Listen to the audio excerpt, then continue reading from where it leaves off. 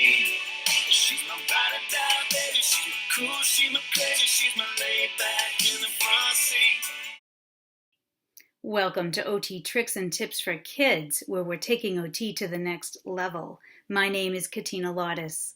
Remember, if you don't see your topic, just write in so that I can address it. And please don't forget to subscribe. Now let's take a look at a problem solution video.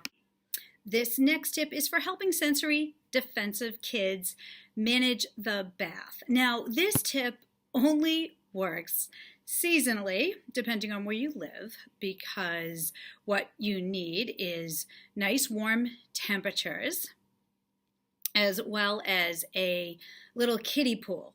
So if your child is really terrified of the tub and they're really nervous about submerging themselves in water, sometimes changing up the environment helps them to start to manage and acclimate to the sensation of water. So rather than have a bath in a bathtub, there is no problem with having a bath in a little kiddie pool.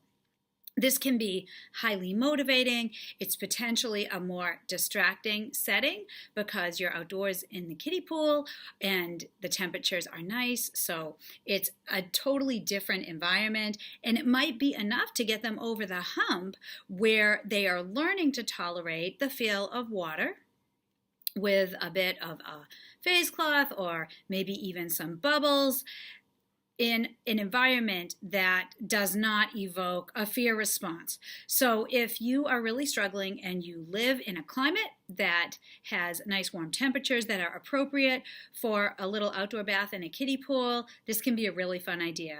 Of course, it's important that your child is wearing a bathing suit or maybe a diaper. So I would most certainly advise that they are pool appropriate in a pool while they are working on getting used to the sensation of water with a little bit of soap. So give this a try. It's a fun strategy, and for some kids, it just gets them right over the hump. Boots, likes to slow dance to some old school. She take a full moon, I'm sitting